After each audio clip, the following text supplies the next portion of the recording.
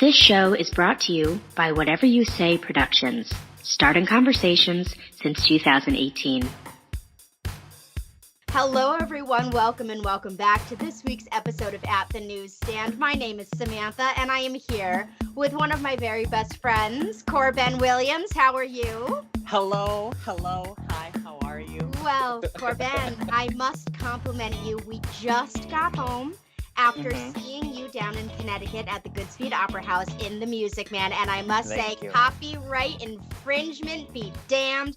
Honey, I got pictures, I got videos. Ask me if I'm scared. I'm not. You were fabulous. Absolutely fabulous. I heard you off to my right. I know him! Everyone was like, ooh, you got a dinner date? I was like, no, that's just my family. They're over there to the left. Well, it was fabulous. I mean, everything, I thought the costumes were on point. They were perfectly tailored for every actor. I loved the scenery, the set design, and I just loved the staging. I thought that it was so interesting to see how all of you were grouped together, and there were varying people of varying races and genders and heights, and I absolutely loved it. I thought I'd give it a 10 out of 10. I truly do. So thank you for tickling me.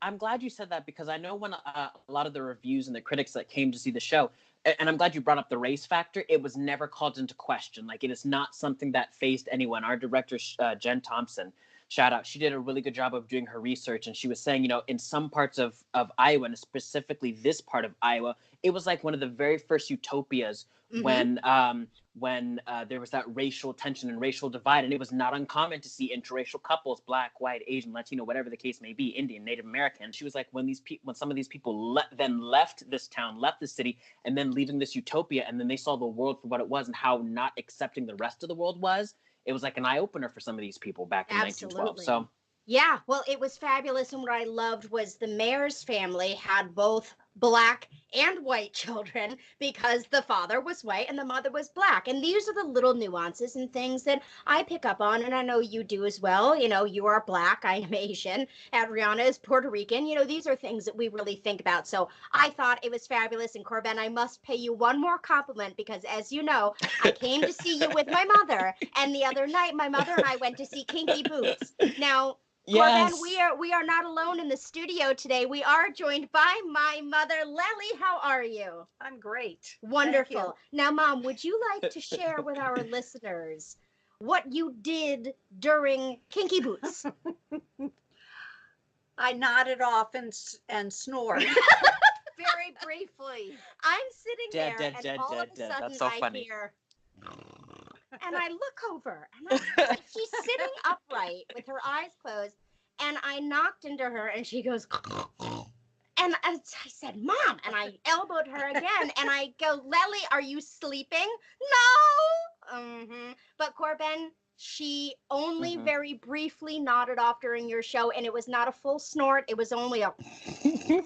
So, and it was very brief, very, very brief indeed. Well, ladies and gentlemen, we can't thank you enough for tuning in to At the Newsstand, quite literally tuning in from all over the world, and we're thrilled to share every Wednesday with you. CorBen and I do have some news to share with you. We've been thinking a lot about this show and what it really stands for, what it means, and what people really like. And I think that the resounding feedback we've gotten was that people love that this has literally become the newspaper or the news media outlet that they don't have to watch or read. They can tune in, they can get what they want very quickly, and then they can go about their day. So as of right now, you know, we have our segment, What's Burning, where we talk about politics and world news.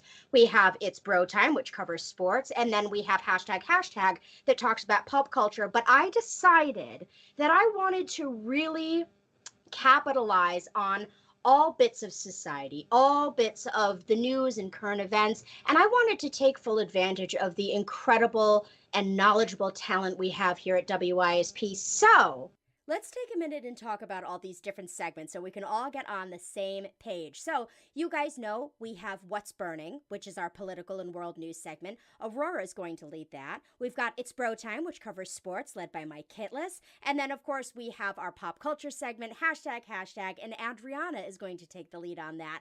But there is more. So we're going to have an arts and leisure segment called That's Showbiz. It's going to be led by CorBen and Byrne. Now, for those of you who don't know Byrne, he's a host on our gaming podcast, Game Over. And not only is he into gaming and technology, but he is also a classically trained opera singer. Then we've got gaming and tech. The robots are taking over, which is going to be led by Adriana and Sarah. We have literature called Lelly's Library that's actually premiering today, and my mother is going to be hosting that.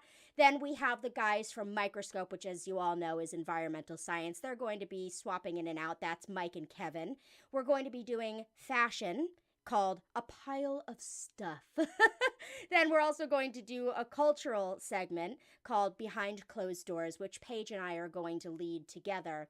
And last but not least, we will be covering home and cuisine, so kind of DIY tips and tricks, as well as really easy to do recipes that will not break the bank and won't take up a ton of time. And because these are meant to be quick, fun, and easy recipes and easy DIY tips, we are calling this segment Abby-Cadabra Pesto Pajo.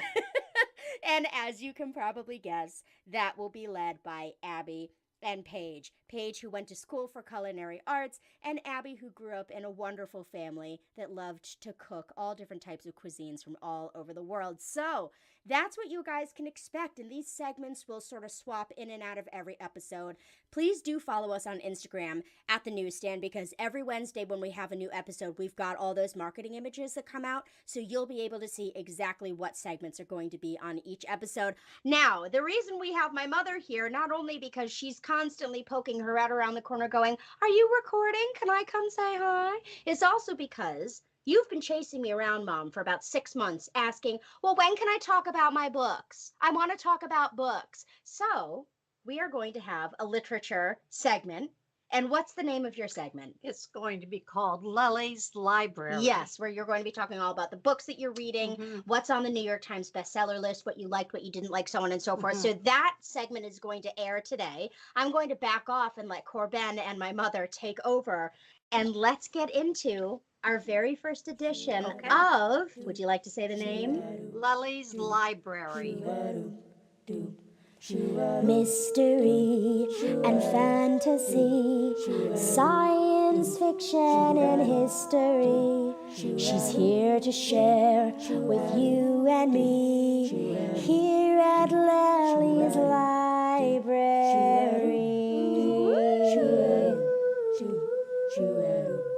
And today, I think you have brought with us to our listeners our very first review. And what is the very first book we're going to be talking about?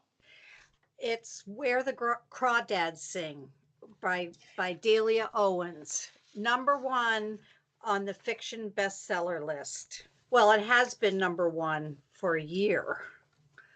Well, and see, that's so interesting because when I first heard about this, because you and Sam were telling me about this, I said, okay, this is a book I need to go look up because I had read the synopsis and the summary, and I said, this is a very interesting book. It's not normally my particular genre that I would read, so I went to go to my library back home. They have this app called Overdrive, and I'm number 182 on the waiting list for the Audible version of it. That's how popular this book still is. And I was reading the summary, and I thought, here you have such a book that has such range and diversity. And why don't you tell the listeners a little bit about tell them what it's about, basically. Okay. It's a story of the marsh girl, quote unquote, Kaya, who lives in an isolated part of North Carolina in the marsh. She lives with her family, but one by one, they leave the house, and then she is there by herself. She does not go to school, but she knows the natural world. She has a boat, and she's always out looking at the beauty of the it's a celebration of nature.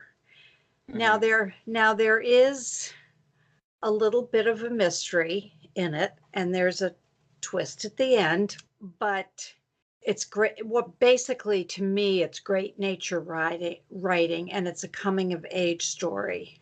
I don't want to say anything else because I don't want to ruin it for other people. There are two boys in it, men. One is Chase, and he is murdered. Chase Andrews, yes. Yeah. And the other one is Tate, and he's like a biologist. So they have a lot in common. He was Kaya's first love interest from based off the synopsis that I had gotten from it, and so they had this. I don't want to say it was a love affair per se, but they, when young people meet, they start to get to know each other, and he was very respectful of her youth and not wanting to take advantage of that, and so he wanted to wait, not without giving anything away. He wanted to wait till she was a little bit more mature and a little bit more understanding of the ways of the world, and then he leaves. And then Chase, he comes into play. He's this womanizer, and she's a little bit more older at this point. I think she's 19, if I'm not mistaken. And they wind up having this little love tryst, and then lo and behold, Chase comes back into her life, and the romance, from what I gather, is still there. And apart from the romance, which the book does solely not focus on, again, what you had mentioned earlier about her being a naturalist and being involved in science without having any proper education. And this researcher has come back, and they find that apart from their love for each other, they also have another love for science, right? Right. And I think Chase teaches her to read. Teaches her the written word. Unfortunately, I read this book, or I should say I listened to it. It was over a year ago. And so, I'm still a little fuzzy about it, but it was beautifully narrated with a Southern accent, which brought it to life. Mm-hmm. It was just amazing. Also, something for the listeners, because I think that this is important, Miss Lelly, is that this is a bit of a period piece set in in the 1960s, if I'm not mistaken, or the premise of when Chase's body is found. So backtracking a little bit to just about the turn of the century, if I'm not mistaken, growing up in that era of the South. So, gee, I don't know when it took place. I honestly don't. I thought it was more, 1969. 1969. Well, because when I was reading the synopsis, it was saying, one day, quoting from the synopsis, one day in October of 1969, and I won't spoil it. And so I gathered based off that intro that they had given me that, here's a period piece, and a period piece that's set not for modern day. Now, you maybe as a listener, because it was so wonderfully written, gather that, maybe this is modern day. And so there's no clear distinction, which is great. Mm-hmm. I love when a writer kind of takes me out of my own world and places me in a fictional or non-fictional world, and my mind is forced to work and chase and wander and go through all these scenarios and the ups and downs. So right, and I might also mention that it was a Reese Witherspoon book. She recommends books from time to time. Reese Witherspoon. Yeah, she has a book club. And it was her pick, and I actually have another book to talk about that was also a Reese Witherspoon book. Just to wrap this up before we get into our next book, if you want a good crime, I wouldn't call it it's not all about crime, but a coming of age story that not only talks about love, but talks about a family dynamic, but also talks about there's other things than just love in a relationship, and there are all these scenarios that come into to people's lives. Well, and there's that court case too. I mean, there is a court case. Yeah. A court case that she was. Do we want to ruin it for them? No. Or should we let them just figure it out? Okay, we'll let them figure it out for themselves. Yeah, right. To me, the thing that I remember was she's a collector of treasures. So anyway, can I talk about this other book? Yes, please. Okay. I'd love to, please. I mean, you have to know that my life is all about books. I'm in two book groups. One is a personal book group that's been going for, 35 years.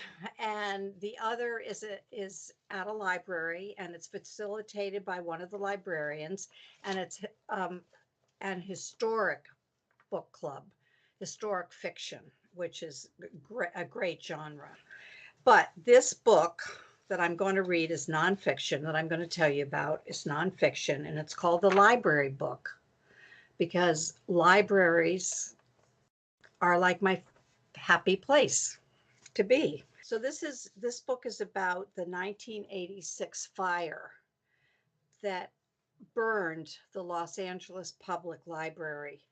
4,000 books were burned and 7,000 books were damaged.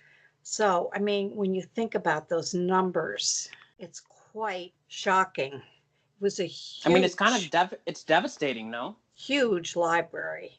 But so she talks all about the fire, and there was someone they thought might have started it, but they never could quite figure it out. So you never know the reason for the fire. But what the author is Susan Orlean, what she tells you about libraries, how they play a crucial role in our lives and how they've evolved. This book is so mesmerizing and compelling. I loved reading it. Did the library ever recover? They did recover. They did rebuild. The books that were damaged were Replaced? I mean, the books that were burned were replaced. The books that were damaged were brought back. I mean, they fixed them. Well, I think that I think it's sad, first of all, that happened. I'm glad the community, because I assume that, because, public library or public buildings they belong to the community, and whether that be nonprofit or the community all chipping in, it has a special place in the community where people, as you said, they have a special significance, whether it be educational or personal.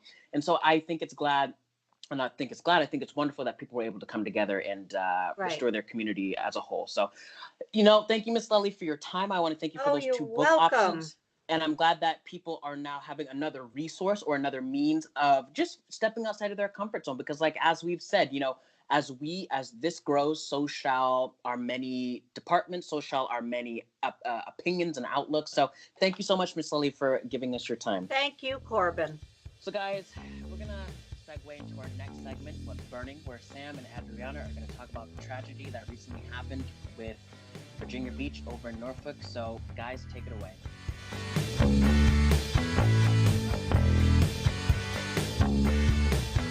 Thank you so much, CorBen, for that introduction, and thank you, Mom/Lelly, for doing your book review. Seriously, you guys, she has been chasing me around since the podcast started, asking, when can I talk about books? When can I talk about books? Well, we've got the perfect place for it. Now, unfortunately, we do need to dial back the energy a little bit. I'm joined here with Addriana, and we're going to be talking about the horrific shooting that happened down in Virginia.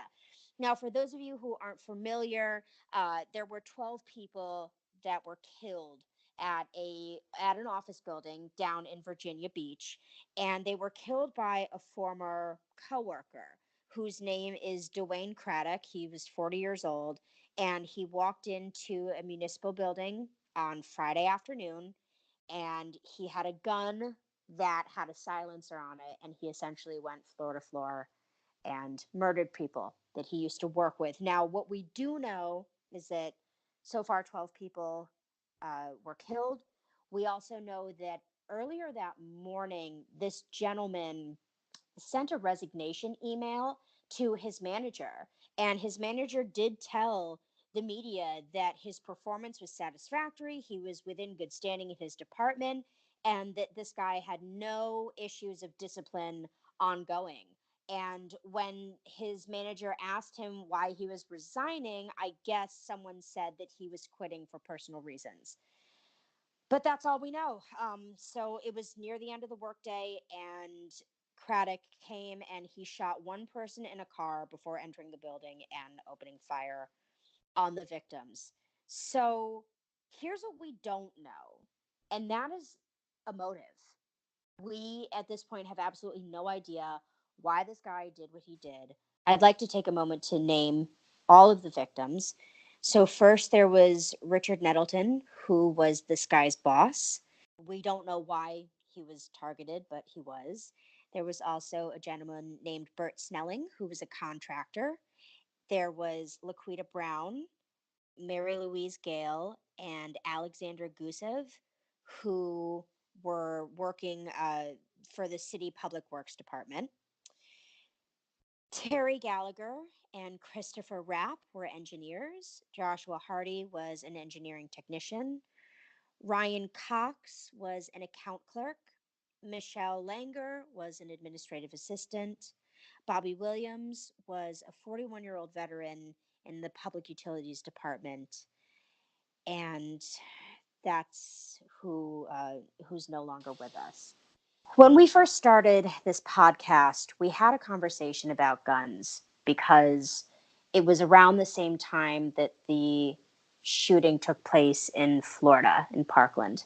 And looking back on it now, and Adriana and I have spoken about this in private, we're sort of feeling a bit remiss about the conversation that we had. I think it was so early on in the show that we were a little bit hesitant to really get into it and share our opinions because we were very nervous about what people would think of us and, would people hate us for our opinions? And what we've discovered over the last 6 months is that one of the things that you guys actually really like and get annoyed by is when we don't share our full opinions, and you really like it when we put ourselves out there. So here goes nothing. I'll start with me. I am a registered Republican, and in being a Republican to me means a lot of different things, but I do believe that it is our right to bear arms. But if you follow me on Instagram, you know that there's a big but to that sentence, and that is that I think that there needs to be tighter gun regulations. I think there needs to be stronger and more heavily enforced laws in place, because I don't believe in punishing everyone for a few people's mistakes. And I say a few people, and I don't literally mean a couple. There have been a lot of mass shootings, more than I care to count and more than I can rattle off right now. But in comparison to those people who, and in comparison to the people who actually do own guns in this country, um, the number of shooters, thankfully, is much smaller. But I do think that there needs to be proper procedures and protocol in place, and I think that they need to be heavily enforced. I think that if you want to own a gun, I think that you need to have mandatory gun lessons. I think that you need to be certified. I then think that you do need to go through an evaluation.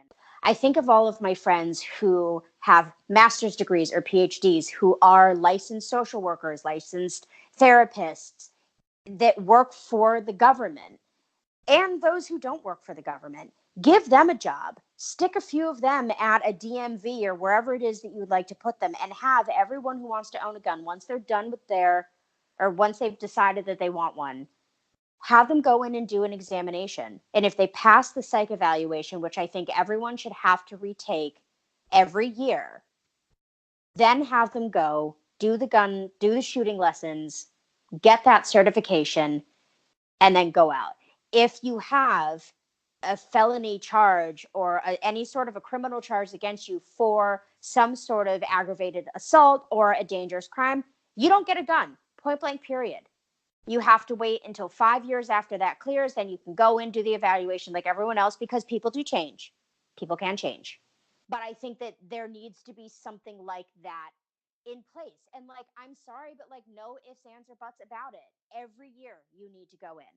That's just the way that it should be. And I also think that if you do go into the hospital for some sort of a psychiatric hold, like a 5150 hold, I think that that automatically strips you of your gun privileges, and you need to go through processes again. Something like wait 5 years, get the psych evaluation, go through an extra step, and so on and so on.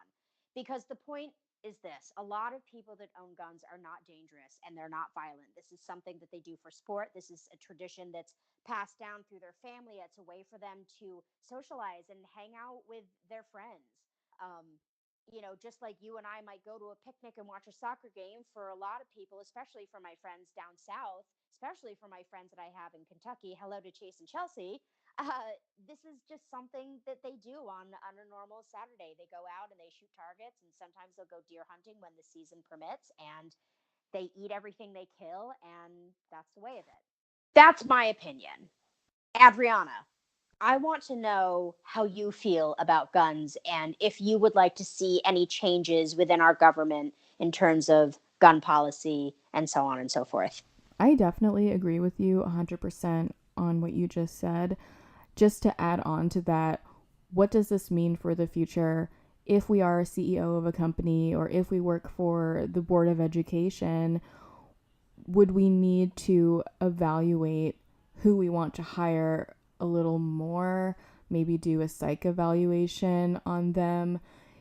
Even if it's someone as simple as a front desk person, it seems like the way that the world is going is that we might have to do that. It might have to be a mandatory thing. And how do we do this without stepping over any boundaries or making someone feel uncomfortable for having that as a requirement? To argue against that, every single job I've worked for, like, I haven't had to have a psych evaluation, but I've had to have a drug test. And like, what if I have, and I don't do drugs, I never have, but like, what if I have a prescription for medical marijuana and I tell that to my company outright? Like, I think that's super personal. And I also think that, like, in my experience, I have friends of mine that have like a prescription for medical marijuana that don't need it, but they have it because they like to get high and they somehow manage to get it.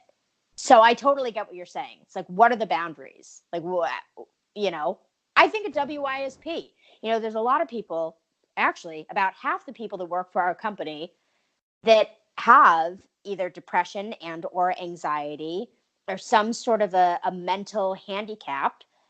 But it doesn't mean that I'm like afraid of them. It just means that it's something that as their boss, I need to be sensitive to. I mean, look at Paige. Paige is manic depressive. She has anxiety and she's a recovering heroin addict. But I have her at this company, not only as a host, but in the executive suite. And she performs her duties in some cases better than other people who are well. So there's so many different like combinations to this. And there's so many different circumstances, and that is what makes it hard. So if you had to put like, I don't know, if you had to put things in place, like what would those boundaries be for you? Because you run this company with me. What are your boundaries? Like if we had to approach that here, what would you do? I mean, I'm not one to judge somebody for their past. I believe that if somebody is better now, then we should really focus on the now, especially if we were to do psych evaluations on anyone we hire. We should go by that and we should trust that. But at the same time, with this guy, he could have had a clean record his entire life and then just decided he was so angry this day at work that he was going to bring a gun to work. So I think you would just need to look for signs or red flags of any weird behaviors coming from staff. Maybe keep up with everybody once a month or every other month, asking, questions about how they feel, how they like working here. Is there anything we need to improve? Just one of those kinds of meetings. And that's probably how I would go about it. Mm-hmm. Yeah, I agree. And that's luckily, shout out to Carrie, who does HR for our company. That's how we've got Carrie. And I think you and I did a great job by starting that HR thread where we put, it was you, me, Carrie, and Abby on it. And we said, look, like, here's your HR thread. If you're ever being harassed or bullied, or if you have any issues, please take them here. Please also feel welcome to drop Sam and Addriana off this email, and Abby if you want to speak directly with Carrie. Or if you don't want to talk to Carrie, go to one of the other people. So we've really put that ecosystem in place at our company so that people have those check-ins. And so they also know, hey, if they don't want to do it verbally, they've got that email thread. These kinds of conversations we can have at work, they're free. Sometimes people are going through something at home and it could affect the way they are in the workplace and they don't have the resources to speak to somebody. So having this at our company is very important, and especially having this in schools and having counselors for children and teachers as well. And something I'd also like to add is not all murderers and not all violent people can really display those telltale signs. In a lot of cases, especially, well, I shouldn't generalize, but especially when it comes to sexual assault or fraud or things of that nature, the attacker is frankly quite charming. They're attractive, they're charismatic, they're articulate, they're extremely good at making you feel like they've really got it all together, but inside they have an evil, sadistic side to them, and that comes out. So again, it's like, where do you draw that boundary? Where do you draw that line? I often I think into the future, into when, we've got our office all set up. And one of the things I think about is having just clear offices. You and I have talked about that. So that way we can see in, people can see in, we can see out.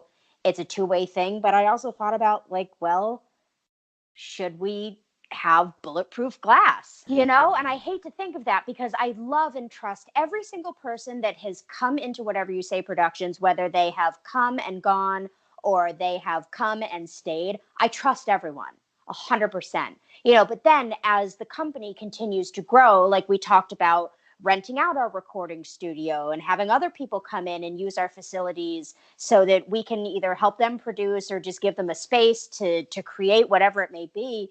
And that's something that we really can't control, right? Like, we can, of course, like, have them go through security down in the lobby. And a lot of New York City buildings, especially big ones, they have metal detectors and they have an x-ray machine, so we have that in place. But does that protect us against everything? I don't know. It just goes back to what we were saying. And I do agree with everything we said initially, but I'm happy to go into more detail. And I'm sorry if I didn't word that correctly before. But I just hate that we don't really feel safe anywhere. Earlier today, I went to the theater. I went to go see CorBen down in Connecticut because he's doing a show down there. And I thought to myself, well, thank goodness I'm at the matinee where there's just a bunch of old people. I don't know how I feel about coming to a show in the evening in a tiny theater like this. I mean, I don't know, man. Well, you know what I do when I go to theaters? If I have a purse that has a million pockets in it and the usher forgets to check one of the pockets, I'll say, hey, you missed one, because you never know what people have. It could be a weapon that's like a knife or gun or even some kind of chemical substance. Yeah. Well, I did manage when I went to see Gavin DeGraw last weekend with Abby down in Connecticut. We went to Mohegan Sun. I did manage to sneak in an oatmeal cream pie in my bra, which they did not detect. And then I sat there and I ate it happily. So I was able to get that in. But yeah, man, I just don't know. So I don't know what the solution for this is. I don't know what the boundary is. I do think that we need to utilize our licensed social workers more and licensed therapists and people like that. I think that there really is a space for them somewhere within these government and state jobs. I think it's a good idea to have at least two of them on staff at all times at the DMV. So we don't need to I'm not asking you to erect brand new buildings or anything for these psychologists and therapists and social workers to be able to speak with everyone who wants to be a licensed gun owner. Stick them in the DMV or put them in one of those American job centers, which are quite literally in every single state. Put them there. And I'm only asking, I'm saying, hey, you know what? Spend a half an hour to an hour with this person. Did you see that girl? I sent you that video of that girl who, like, she's a young Republican like me, but she's super, super conservative. And she was going on and on her podcast about how, teachers now have to carry and so on and so forth. What do you think about arming teachers? I think it's a little scary that this is something we have to do now. But then again, you never know what could come. You never know if a student takes a gun from their parents and just thinks, oh, this is so cool, I want to show all my friends. And then there's an accident that happens and they don't actually mean to shoot a student or a teacher.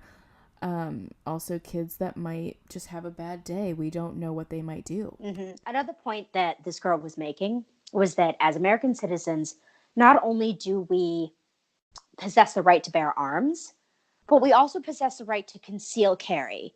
Now, I really don't have, to be honest with you, I don't have any desire to really learn how to use a gun.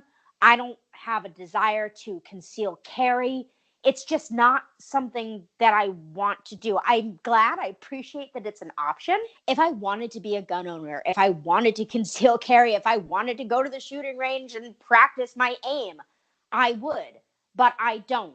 Why should I have to be responsible of a firearm as well as the health, well-being, and safety of your children? Like, a lot of teachers were saying, I did not become a teacher because I wanted to carry a gun. I became a teacher because I wanted to teach. That's another hard argument. I totally get it. I totally agree with them. For Christ's sake, I used to teach. I wouldn't want to carry a gun around a preschool. Are you kidding me? What am I going to do? Stick it in my Chanel bag and put it in my cubby and like hope for the best? No, absolutely not. I'm not doing that. Would I do anything to protect my students? Absolutely. But for me, that does not include carrying a weapon, carrying a firearm. It doesn't. I will lock the doors. I will take a pay cut for bulletproof windows. I will do anything. I will watch the kids like a hawk on the playground. But I'm not interested in carrying a gun.